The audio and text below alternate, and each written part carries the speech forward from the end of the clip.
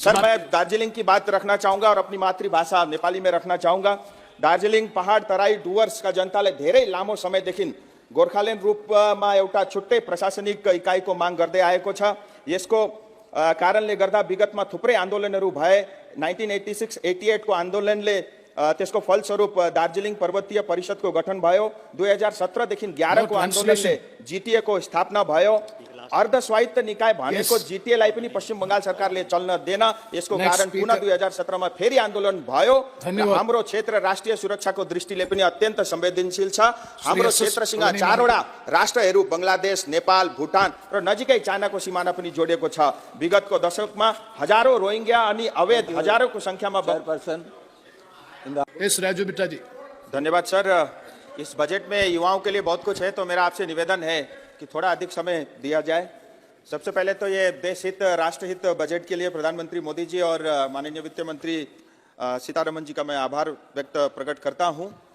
ये बजट प्रधानमंत्री मोदी जी के विकसित भारत विजन 2047 का रास्ता साफ साफ दिखाता है और विशेष करके युवा, गरीब, महिला और किसान सभी को ये सशक्त करता है। सर, 2014 में जब प्रधानमंत्री मोदी जी ने देश का बागडोर संभाला, तब देश फ्रेजाइल 5 के नाम से देश के ऊपर एक कलंक था, एक टैग था।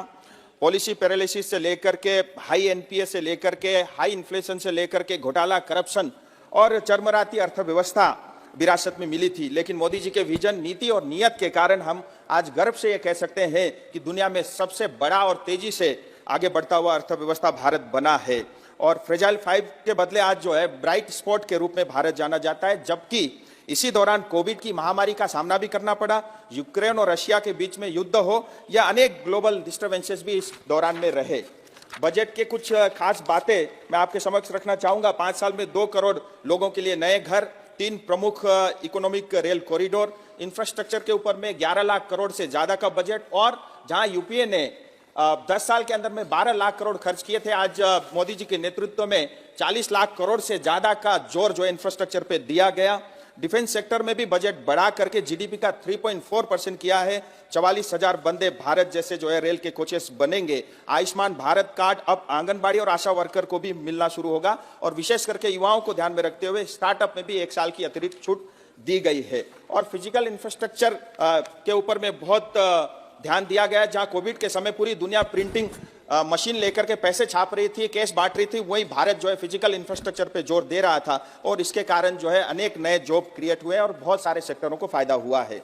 हमारी सरकार ने 34 लाख करोड़ से ज्यादा का रकम डीबीटी के माध्यम से प्रदान किया और इसके कारण 2,75,000 करोड़ से ज्यादा के पैसे गलत हाथों में जाने से बचे हैं। फेक बेनिफिशियरीज हटे हैं, मिडल मैन सिस्टम बंद हुआ है, कट मनी सिस्टम बंद हुआ है। पश्चिम बंगाल की दीदी बोल रही थी, मैं एक एग्जाम्पल के माध्यम से बताना चाहूंगा। जहां एक तरफ भारत का जीडीपी का 30% जो है बंगाल से आता था, आज 3% से कम रह गया है। इन्वेस्टमेंट नहीं आ रहा है, युवा बेरोजगार है।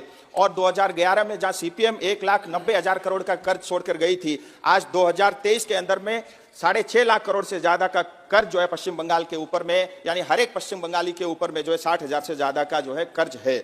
और इनका रोल मॉडल देखिए, करप्शन और भ्रष्टाचार का कैसा होता है। मनरेगा के बारे में बोला जाता है पैसा रोका है, लेकिन मैं आपको आंकड़े के साथ कहना चाहूंगा, 10.5 करोड़ की आबादी पश्चिम बंगाल की है। जहां जॉब कार्ड जो है घर से एक ही को मिलता है, 18 से कम आयु को नहीं मिलता। उसके बावजूद भी 3 करोड़ 78 लाख जो है जॉब कार्ड पश्चिम बंगाल में बने। जैसे आधार को लिंक किया, तुरंत घट के जो है 1.5 करोड़ से ज्यादा जो है इनके फर्जी कार्ड जो है बंद हुए। सर, मैं दार्जिलिङ की बात रखना चाहूंगा और अपनी मातृभाषा नेपाली में रखना चाहूंगा। दार्जिलिङ पहाड तराई डुवर्सका जनताले धेरै लामो समयदेखि गोर्खाल्यान्ड रूपमा एउटा छुट्टै प्रशासनिक इकाइको माग गर्दै आएको छ। यसको कारणले गर्दा विगतमा थुप्रै आन्दोलनहरू भए। 1986-88 को आन्दोलनले त्यसको फलस्वरूप दार्जिलिङ पर्वतीय परिषदको गठन भयो। 2017 देखि 11 को आन्दोलनले जीटीए को स्थापना भयो। अर्ध स्वायत्त निकाय भनेको जीटीए लाई पनि पश्चिम बंगाल सरकारले चल्न देन। यसको कारण पुनः 2017 मा फेरि आन्दोलन भयो। हाम्रो क्षेत्र राष्ट्रिय सुरक्षाको दृष्टिले पनि अत्यन्त संवेदनशील छ।